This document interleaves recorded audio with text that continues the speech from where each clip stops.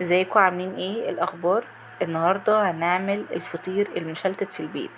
فطير سهل وسريع ومش بياخد اي وقت خالص، وبس بكيلو من الدقيق يعني اكلنا العيله كلها فطير مشلتت.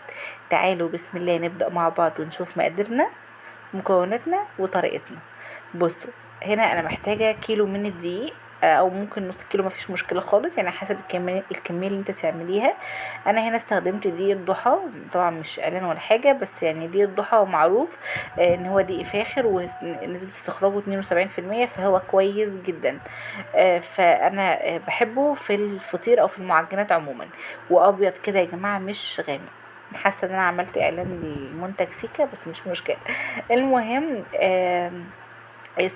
استخدموا بس النوع دي كويس وخلاص. هنا بقى حطيت كده في العجين، استخدمت العجان بصراحة لان عندي مشكلة في ايديا اليومين دول، او بقالي فترة اصلا على الحال ده. فالمهم دعواتكم. حطيت رشة من الملح ورشة من السكر على الدقيق، وبعد كده نزلت بكوبايتين من المية اللي من الحنفية او من الفلتر عادي، مش سخنة ولا اي حاجة خالص. وبدأت بقى ان انا اضرب كده الفطير او العجينه بتاعتي لحد ما هتلاقوا. زودوا بقى ميه براحتكم، بس احنا عايزين العجينه بتاعتنا ماسكه، وفي نفس الوقت يعني سايبه كده وماسكه، وفي نفس الوقت ما بتلزقش. فهمتوا ازاي؟ زي ما انا وريتكم دلوقتي. وبعد كده بعد ما اتعجنت وزي بقت زي الفل كده، ملبن في ايدي، غطيتها بس كده من الزيت الطبقه اللي فوق بس. وبعد كده سبتها ترتاح يعني براحتها بقى. انا يعني ايه، كنست الشقه وسيقتها وخرجت، وبص عملت حاجات كتير قوي. والعجينه في العجينه زي ما هي. المهم سيبوها ترتاح على قد ما ترتاح، بعد ما ترتاح خالص ساعه ساعتين نص ساعه، بس مش اقل من نص ساعه يا جماعه. يعني يفضل برضو ساعة ساعة ونص كده. سيبوها ترتاح خالص على اقل من مهلها. وبعد كده ابدأوا بقى ان انتوا سيحوا زبدة او سمنة، وعلى شوية من زيت الذرة. تلات آه 3 مواد الدهنيه دول سيحوهم كده، هيدوكوا نتيجه فعلا حلوه قوي قوي. للفطير ابداي بقى كوري كده الفطير بتاعك او العجينه بتاعتك، كور بقى صغيره كبيره براحتك على قد الصاج اللي انت هتعملي فيه.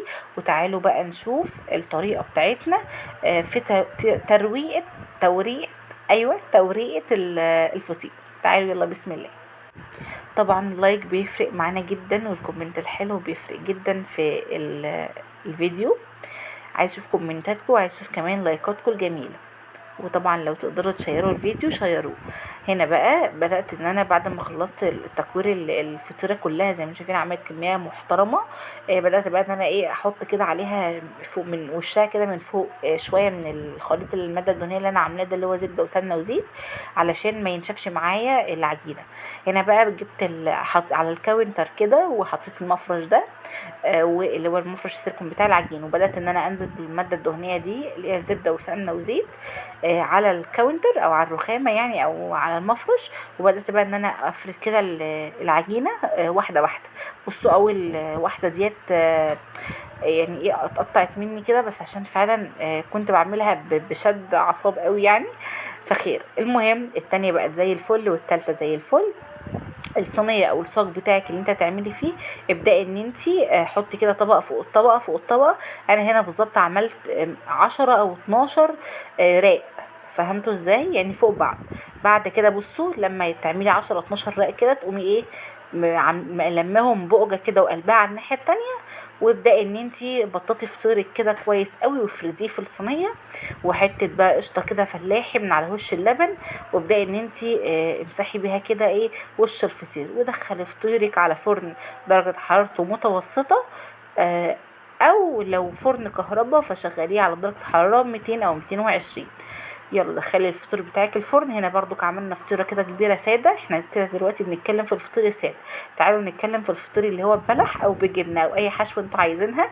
هنا انا استخدمت بلح، وبصراحه مش بحب ازود كميه البلح علشان بينحر قوي. وبدات بقى ان انا يعني عملت كده 10 رقات من او 12 تقريبا من الفطير. ونزلت كده عليهم بنص الفطيره، حطيت فيها البلح، وبدات بقى ان انا ايه اقفلها كده زي البوجه وبططها زي الفطير الساده بالظبط. طلعنا بقى الفطير الحلو السخن ده كان تحفه. طبعا شويه عسل اسود وحته جبنه، مش قادره اوصف لكم بقى على يعني ايه المغامره الحلوه الطعمه دي. حاجه كده بجد حلوه قوي، فلاحي، حاجه في البيت نظيفه مش غاليه. تخيلي بقى انت ان انت من الكيلو الدقيق ده هتعملي 6 7 فطيرات بتشتريهم من بره الفطيرة ب20 جنيه، بكيلو دقيق بس وشوية مية ورشة ملح بس. يا رب الفيديو يعجبكم، واكيد كلنا عندنا الزبدة او السمنة او الزيت في الايه في البيت.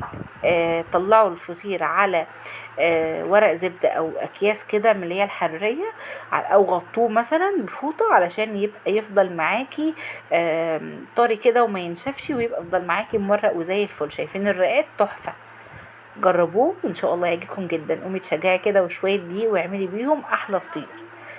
اشوفكم على خير ان شاء الله في فيديو جديد. تحياتي لكم كلكم، والسلام عليكم.